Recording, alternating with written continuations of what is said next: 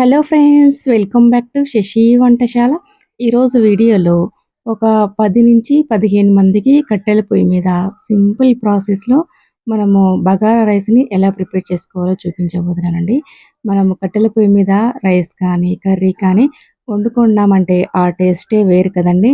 మరి ఈ మనం ఎక్కువ మందికి వండుతున్నాం కాబట్టి తక్కువ టైంలో అయిపోయేలాగా ఈ బగారా రైస్ ఎలా ప్రిపేర్ చేసుకోవాలో ఇప్పుడు వీడియోలో చూపిస్తానండి.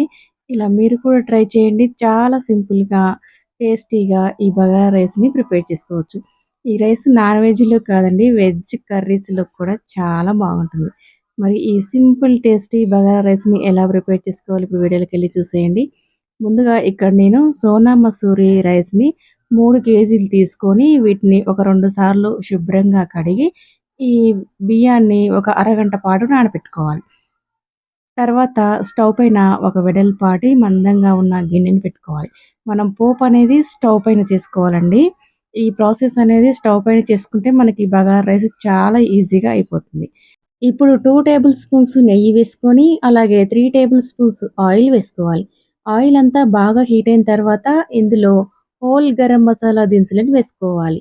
వేసుకున్న తర్వాత మంటని లో ఫ్లేమ్‌లో పెట్టుకొని ఈ గరం మసాలా దినుసులని బాగా ఫ్రై చేసుకోవాలి. ఇవి ఫ్రై అయిన తర్వాత సన్నగా తరిగి పెట్టుకున్న ఉల్లిపాయ ముక్కల్ని ఒక కప్పు వేసుకోవాలి. ఈ ఉల్లిపాయ ముక్కలు గోల్డెన్ షేడ్ వచ్చేంత వరకు బాగా ఫ్రై చేసుకోవాలి. మనం బగారా రైస్ ప్రిపేర్ చేసుకుంటున్నప్పుడు ఎప్పుడైనా ఉల్లిపాయ ముక్కల్ని గోల్డెన్ షేడ్ వచ్చేంత వరకు బాగా ఫ్రై చేసుకుంటే బగారా రైస్ టేస్ట్ అనేది చాలా బాగుంటుంది. ఇందులో కొద్దిగా పుదీనా తరుగు, అలాగే కొత్తిమీర తరుగు కూడా వేసుకొని వీటిని కూడా బాగా ఫ్రై చేసుకోవాలి. వీటన్నిటిని కూడా లో ఫ్లేమ్‌లో బాగా ఫ్రై చేసుకున్న తర్వాత, ఇప్పుడు ఇందులో ఫ్రెష్‌గా నూరి పెట్టుకున్న అల్లం వెల్లుల్లి పేస్టు ఒక 2 టేబుల్ స్పూన్స్ వేసుకోవాలి. ఈ అల్లం వెల్లుల్లి పేస్టు పచ్చివాసన పోయేంత వరకు బాగా ఫ్రై చేసుకోవాలి. ఇలా పోపంతా బాగా ఫ్రై అయిన తర్వాత ఇందులో సరిపడినన్ని ఇప్పుడు వాటర్‌ని యాడ్ చేసుకుందామండి. ఇక్కడ నేను 3 కేజీల రైస్ తీసుకున్నాను కాబట్టి దానికి సరిపడినన్ని వాటర్‌ని యాడ్ చేసుకుంటున్నాను.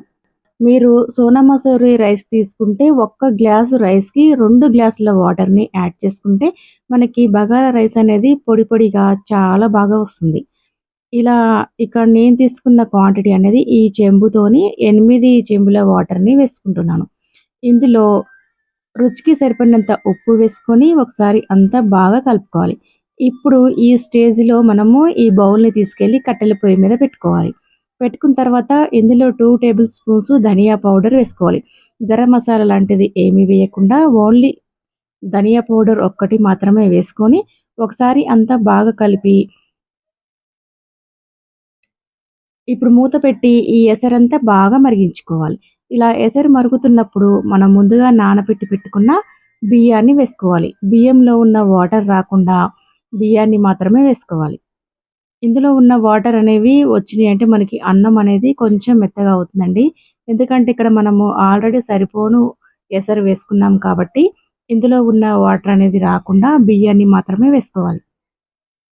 ఇలా బియ్యం మొత్తం వేసుకున్న తర్వాత ఒకసారి అంతా బాగా కలిసే విధంగా కలుపుకోవాలి. ఒకవేళ మీరు సోనా మసూరి రైస్ కాకుండా బాస్మతి రైస్‌ని తీసుకున్నట్లయితే ఒక్క గ్లాసు రైస్‌కి 1 గ్లాసు వాటర్‌ని వేసుకుంటే ఎసరనేది కరెక్ట్‌గా సరిపోతుంది. ఇలా ఒకసారి అంతా బాగా కలుపుకున్న తర్వాత ఈ స్టేజ్‌లోనే ఉప్పు సరిపోయిందో లేదో ఒకసారి చెక్ చేసుకోవాలండి. ఉప్పు సరిపోకపోతే కొంచెం ఉప్పుని యాడ్ చేసుకొని మళ్ళీ ఒకసారి అంతా బాగా కలిసే విధంగా కలుపుకోవాలి.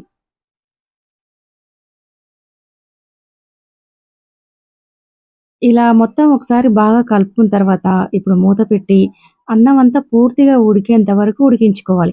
ఇక్కడ చూడండి రైస్ అనేది ఆల్మోస్ట్ రెడీ అయిపోయింది. ఒక 2, 3 మినిట్స్ అయితే అన్నం ఉడుకుతుంది అనుకున్న తర్వాత మనకి కట్టెల పొయ్యి కాబట్టి మంటనంతా తీసేసేయాలండి. తీసిన తర్వాత మనకి ఇందులో ఉన్న నిప్పులతోనే అన్నం అనేది బాగా గుంజుకుంటుంది. 2, 3 మినిట్స్ పాటు ఇలా నిప్పుల మీదనే ఉంచిన తర్వాత స్టవ్ పై నుంచి దించుకొని సర్వింగ్ ప్లేట్‌లోకి తీసుకొని సర్వ్ చేసేసుకోవటమండి. చాలా పొడి పొడిగా, చాలా టేస్టీగా వచ్చింది బగారా రైస్ అనేది. మనము కట్టెల పొయ్యి మీద ఎక్కువ మందికి వండాలి అనుకుంటున్నప్పుడు ఈ ప్రాసెస్‌లో ఒకసారి ట్రై చేయండి.